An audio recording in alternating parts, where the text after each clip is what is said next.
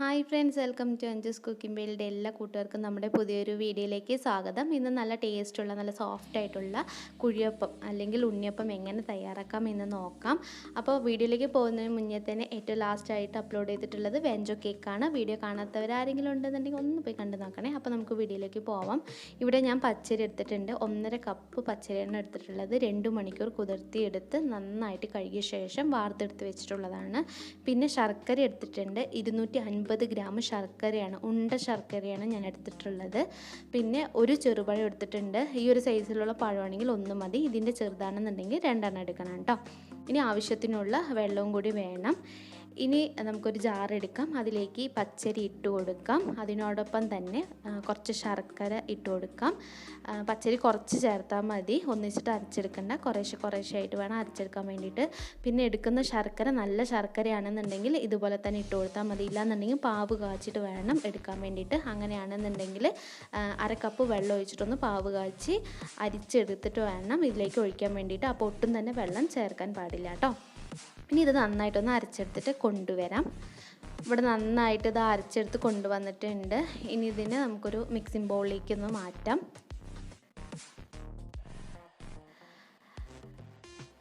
നോക്കിക്കേ, ഇപ്പോൾ നമ്മുടെ ഈ ഒരു മാവ് തരിയോട് കൂടിയിട്ടാണ് അരച്ചെടുത്തിട്ടുള്ളത്. ഒരുപാട് തരിയല്ല, ചെറിയൊരു തരിയോട് കൂടി വേണം അരച്ചെടുക്കാൻ വേണ്ടിയിട്ട്. ഇനി ഇതിനെ മാറ്റി വയ്ക്കാം. വീണ്ടും നമുക്ക് ബാക്കിയുള്ള അരിയും ഇതുപോലെ ഒന്ന് അരച്ചെടുത്തിട്ട് കൊണ്ടുവരാം.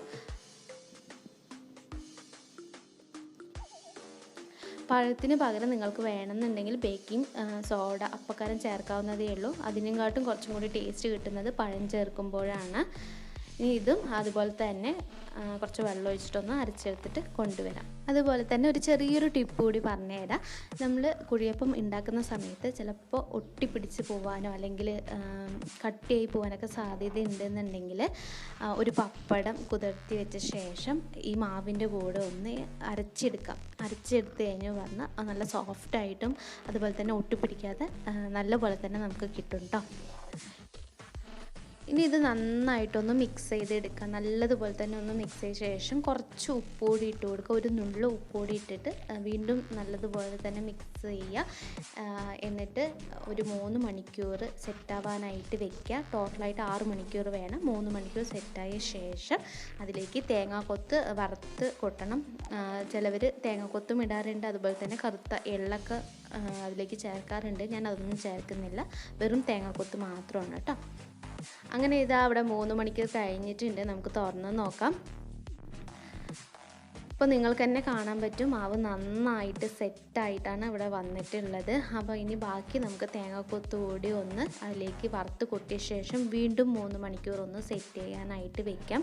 അതിന് വേണ്ടിയിട്ട് ഞാൻ അവിടെ ഒരു പാൻ വെച്ചിട്ടുണ്ട്. അതിലേക്ക് 2 ടേബിൾ സ്പൂൺ നെയ്യ് ഒഴിച്ച് കൊടുക്കാം. നെയ്യൊന്ന് മെൽറ്റായി വന്ന ശേഷം 1/4 കപ്പ് തേങ്ങ ചെറിയ കഷ്ണങ്ങളാക്കി വെച്ചത് കൂടി ഇട്ട് കൊടുക്കാം. എന്നിട്ട് ഒരു 5 മിനിറ്റ് കൊണ്ട് ഇത് നന്നായിട്ടൊരു ഗോൾഡൻ കളർ ആവും. അതുവരെ ലോ ഫ്ലെയിമിൽ വെച്ചിട്ട് വേണം ഇതൊന്ന് ഫ്രൈ ചെയ്തെടുക്കാൻ വേണ്ടിയിട്ട്. ജസ്റ്റ് ഒന്ന് ഇളക്കി കൊടുക്കാം. അങ്ങനെ ഇതവിടെ 5 മിനിറ്റ് ആവുമ്പോഴേക്ക് നമ്മുടെ ആ തേങ്ങാക്കൊത്ത് നല്ല ഗോൾഡൻ കളറായി വന്നിട്ടുണ്ട്. കരിയാതെ ഇരിക്കാൻ പ്രത്യേകം ശ്രദ്ധിക്കണം. ഇനി ഇതിനെ നമുക്ക് മാവിലേക്ക് അങ്ങോട്ട് ഒഴിച്ചു കൊടുക്കാം. എന്നിട്ട് നന്നായിട്ടൊന്ന് മിക്സ് ചെയ്ത ശേഷം വീണ്ടും 3 മണിക്കൂർ ഒന്ന് സെറ്റ് ആവാനായിട്ട് വയ്ക്കാം. അതിന് ശേഷം നമുക്ക് അപ്പം ഉണ്ടാക്കാനായിട്ട് തുടങ്ങാം കേട്ടോ. അങ്ങനെ ഇതവിടെ 3 മണിക്കൂർ കഴിഞ്ഞിട്ടുണ്ട്. ഇനി നമുക്ക് അപ്പം ഉണ്ടാക്കാനായിട്ട് തുടങ്ങാം. അതിന് വേണ്ടിയിട്ട് കുഴിയപ്പ ചട്ടി ഞാൻ ഗ്യാസിൽ വെച്ചിട്ടുണ്ട്. അത് ചെറിയൊരു ഫ്ലെയിമിൽ വേണം വെക്കാൻ വേണ്ടിയിട്ട്.